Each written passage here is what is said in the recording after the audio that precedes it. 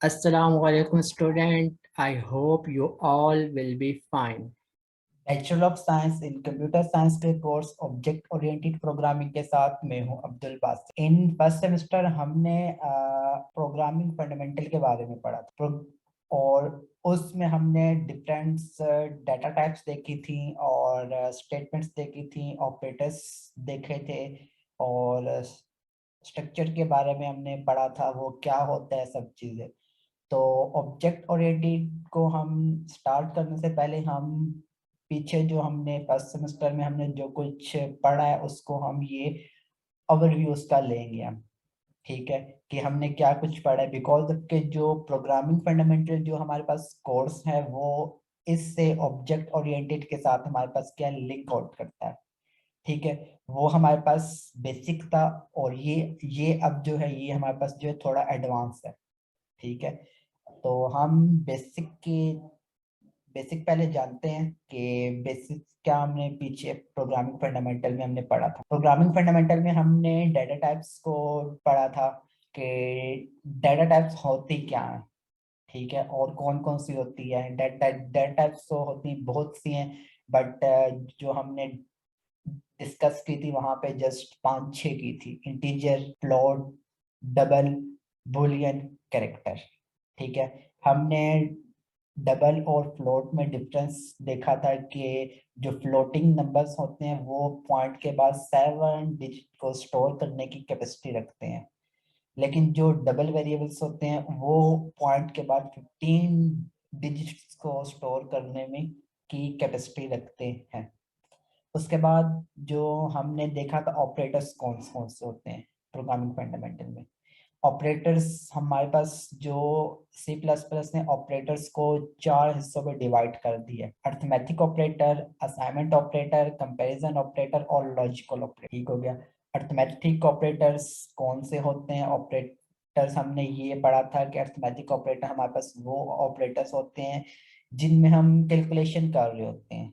Plus, minus, multiplication, divide, modulus, increment, decrement.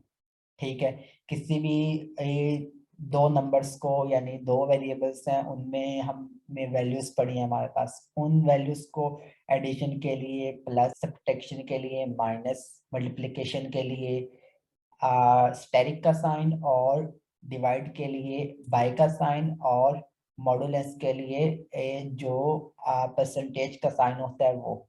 और किसी भी वेरिएबल में अगर कोई वैल्यू पड़ी है उसमें हम क्या करते हैं, अगर एक नंबर हमने इंक्रीमेंट करना हो तो प्लस प्लस, अगर एक नंबर उसमें से हमने डिक्रीमेंट करना हो तो माइनस माइनस हम करते हैं।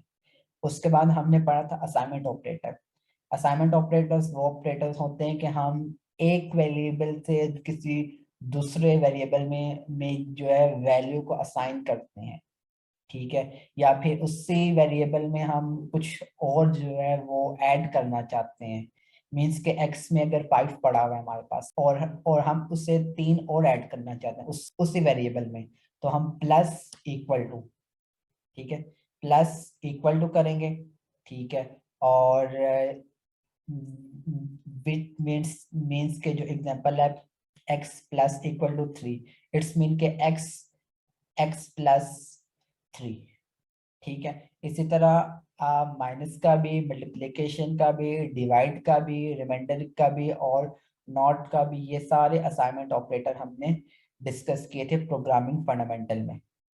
ठीक है, उसके बाद हमने कंपैरिजन ऑपरेटर को डिस्कस किया था कि कंपैरिजन ऑपरेटर कौन कौन से होते हैं, क्या होते हैं। ठीक है, कंपैरिजन ऑपरेटर होते हैं कि हम किसी भी दो वैल्यूज को कंपेयर कर रहे होते हैं, क्या वो इक्वल्स हैं, क्या नहीं इक्वल, वो नॉट इक्वल है, क्या वो ग्रेटर है, क्या वो लेस है, क्या वो ग्रेटर देन और इक्वल टू है, क्या वो लेस देन और इक्वल टू है। ठीक है, इन ऑपरेटर्स को हमने फॉर लूप में यूज किया था।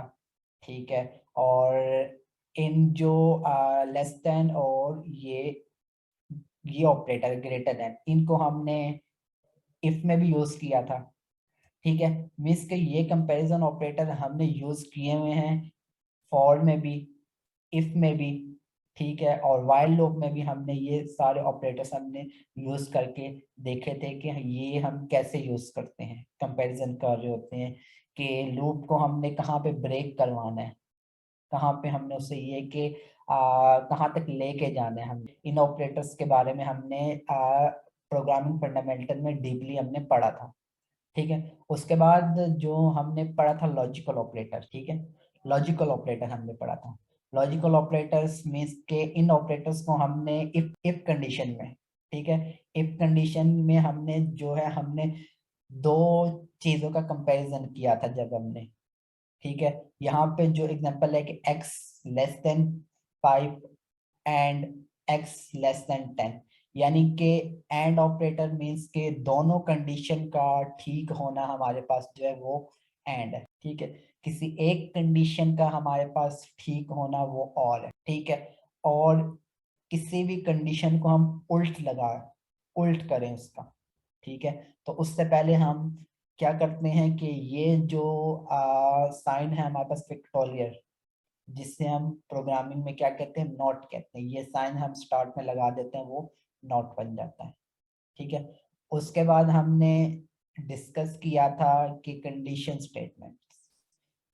स्टेटमेंट्स कौन कौन सी थी, ठीक है। हमने C++ में ये प्रोग्रामिंग फंडामेंटल में हमने क्या किया था कि इफ एल्स को देखा था। इफ एल्स को हमने देखा था, उसके एग्जांपल्स देखी थी कि इफ जो है वो कैसे चलती है, ठीक है। इफ को हमने देखा था कि उसमें जस्ट हमारे पास एक कंडीशन होती है, ये हमने प्रैक्टिकल भी वर्क किया था हमने। और उसके बाद जो है इफ एल्स हमने देखा था कि जब भी है कि अगर हमारे पास इफ कंडीशन हमारे पास रॉन्ग हो रही है तो एल्स में जो है वो उसका एरर बता दे, या सेकंड कंडीशन जो है वो वहां पे मैं शो करवा दूं। जब एक कंडीशन हमारे पास जो है वो रॉन्ग हो गई है तो देन हमारे पास जो अगली कंडीशन है, नेक्स्ट कंडीशन, वो हमारे पास वो चलेगी एल्स कंडीशन। हमने इन इफ और इफ एल्स को, ठीक है, हमने प्रोग्रामिंग फंडामेंटल में फिगर्स की फॉर्म में हमने डीपली डिस्कस किया था